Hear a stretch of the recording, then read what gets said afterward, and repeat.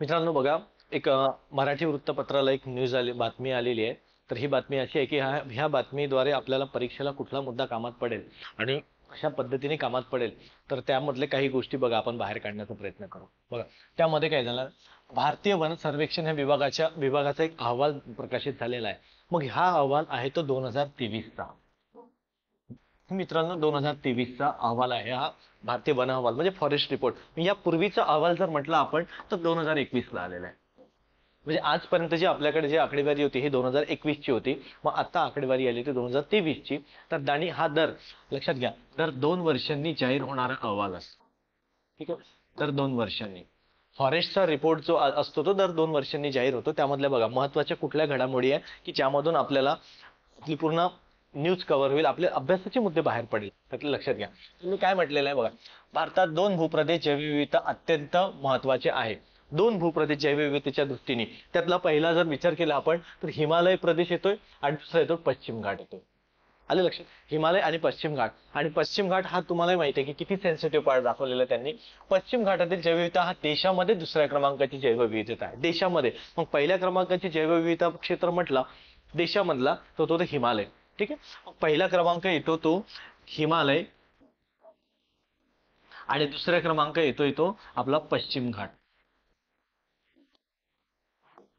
ठीक आहे, पश्चिम घाट अशा दोन आलेल्या त्यामधला लक्षात घ्या. त्यानंतर त्यांनी काय म्हटलेलं आहे की पश्चिम घाटातील पर्यावरणीय संवेदनशील क्षेत्रातील बघा वनक्षेत्रामध्ये 1800 फूट म्हणजे 1800.75 यांनी घट झालेली आहे, म्हणजे मायनस झालेलं आहे. बघा, 1800.75 चौरस किलोमीटर त्यांनी इतक्यानी घट झालेली दिसलेली आहे त्याची. म्हणजेच काय त्यांनी काय दिलेलं आहे बघा, रेड अलर्ट दिलेला आहे आपल्याला हिमालय पश्चिम घाटाला. तर ही न्यूज महत्वाची आहे की त्यामुळे किती टक्क्यांनी तो प्रदेश जो आहे, जो आपला वन क्षेत्र आहे, हे कमी झालंय की वाढ झाली आहे, इथे दिसून येतं आपल्याला. त्यानंतर लक्षात घ्या बघा, दर 2 वर्षांनी देशामध्ये वनांची स्थिती सांगणारा अहवाल असतो. म्हणजे मी आधीच बोललेलो आहे, दर 2 वर्षांनी हा अहवाल जाहीर होत असतो. त्यासोबतच लक्षात घ्या की यामधून लक्षात घ्या वन किलोमीटरनी घट झाली. पश्चिम घाटातील मध्यम व खुल्या क्षेत्राच्या वृक्ष आच्छादनात मोठ्या प्रमाणात घट झाल्याने एकूणच वन क्षेत्रामध्ये 58 चौरस किलोमीटरने घट झालेली आहे. आले लक्षात तुम्हाला. दुसरा घ्या, घनदाट वन आच्छाद्यातील वन हे अल्प प्रमाणात आलेले आहे. म्हणजेच यांनी म्हटलेलं आहे पुढे की कशा पद्धतीने घट झालेली आहे हे त्यामध्ये दाखवण्याचा प्रयत्न केलेला आहे. हा एक केवळ 37%च दिलेला आहे त्यांनी. लक्षात घ्या मित्रांनो, फक्त 37% दर्शविलेलं आहे. आणि त्याची जी समिती आहे ते कस्तुरी रंजन समिती. ठीक आहे, यांनी म्हटलेलं आहे बघा, कस्तुरी रंजन यांच्या समितीच्या क्षेत्रावर 37%. कस्तुरी रंजन समिती म्हणजे याच्यासाठी समिती पण विचारतात तुम्हाला की कोणती समिती त्यामध्ये स्थापित करण्यात आलेली होती. कस्तुरी रंजन समितीनुसार त्यांनी 37% अहवाल दर्शवला की फक्त 37%च वनाचं क्षेत्र आहे. एक त्यानंतर लक्षात घ्या, इथे काय म्हटलं त्यांनी, राज्यात फक्त 16% आच्छादन क्षेत्रात वाढ नसून केवळ 16%च जंगल शिल्लक राहिलेली आहे. म्हणजे त्यांनी काय म्हटलेलं आहे की 16% वाढण्यात आली, फक्त 16%च जंगल आहे हे दर्शविलेलं आहे त्यांनी.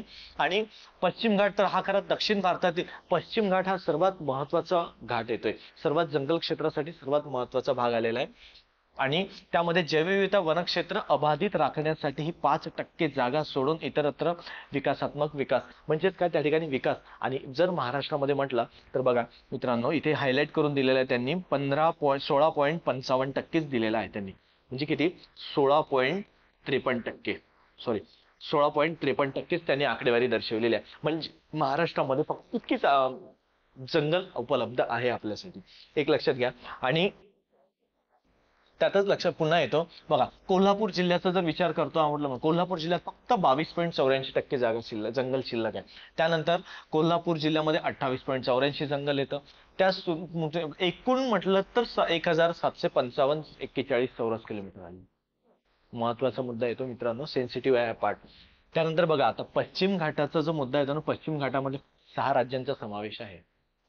6 राज्य. त्यामध्ये लक्षात घ्या, जर विचार केला त्यांनी गुजरातमध्ये जर टक्केवारी म्हटलं आपण बघा, इकडे लक्षात घ्या, गुजरातमध्ये जर समजा टक्केवारी त्यांनी दर्शवलेली आहे बघा, गुजरातमध्ये किती 11.14% फक्त दर्शवलेलं आहे. 11.14% आलेली आहे गुजरातमध्ये. त्यानंतर येतोय आपण कर्नाटकमध्ये, येतो 19.96. कर्नाटक येते 19.96% आलेलं आहे. लक्षात आलंय. त्यानंतर येतो तामिळनाडूमध्ये 17.83 येतं. तामिळमध्ये 17.86% आलेला आहे, टक्केवारी. त्यानंतर येतोय आपण गोव्यामध्ये 34.35. गोवा 34.35% आलेलं आहे. त्यानंतर येतं गोव्यामध्ये बघा हा मुद्दा खूपच महत्वाचा आहे तुमच्यासाठी. गोव्यामध्ये 34.35, केरळमध्ये 29.66. केरळ 29.66 दिलेला आहे. आणि मित्रांनो सर्वात महत्वाचा म्हणजे महाराष्ट्रामध्ये फक्त 16.53 उरलेला आहे. हाच ते आकडेवारी तुम्हाला पुढे इथे दिलेली आहे आणि महाराष्ट्रामध्ये आलेली आहे ते फक्त ना फक्त 16.53%. म्हणजेच विचार करा जंगलाचं प्रमाण वाढलं की कमी झालं हे आपल्या या बातमीनुसार आपल्या लक्षात येतं. त्यासोबतच लक्षात घ्या महाराष्ट्रामध्ये घनदाट जंगल एकूण म्हटलं तर 9,865.62 किलोमीटर आहे, 62 चौरस किलोमीटर आहे. त्यानंतर टक्केवारीनुसार जर विचार केला तर 3.21 आहे टक्केवारी. ठीक आहे. तर यामध्ये जर विचार केला टक्केवारी बघा टक्केवारीमध्ये 3.21 इतकी आहे. यावरून वनक्षेत्र वाढले की कमी झाले हे लक्षात येतं आपल्याला. लक्षात घ्या पुढे हे एक महत्वाची बातमी येतं याच ठिकाणी. पुढे लक्षात घ्या त्यांनी काय म्हटलेलं आहे बघा, भारतात वनक्षेत्र हे 7,15,300 चौरस किलोमीटर आहे फक्त. म्हणजे भारताचं जंगल किती आलेलं आहे 7,00,000 त्यांनी किती म्हटलंय 15,342 चौरस किलोमीटर हे भारतातील दिलेलं आहे त्यांनी.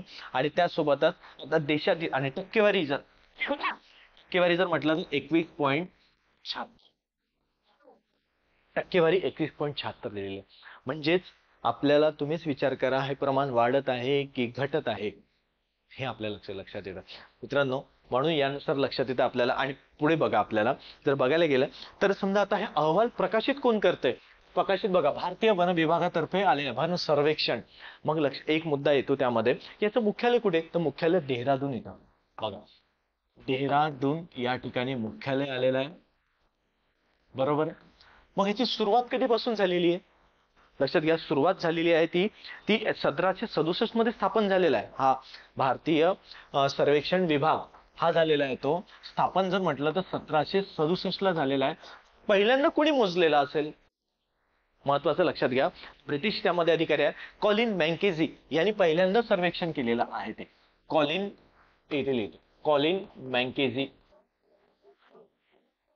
मॅकेंझी ठीक आहे. या व्यक्तीने हा ब्रिटिश व्यक्तींनी पहिल्यांदा अहवाल मोजण्यात आलेला आहे. म्हणजे सर्वे याला सर्वेअर म्हटलं गेलेलं आहे. सर्वे करणारा सर्वेअर या पद्धतीने तो पुढे आलेला आहे.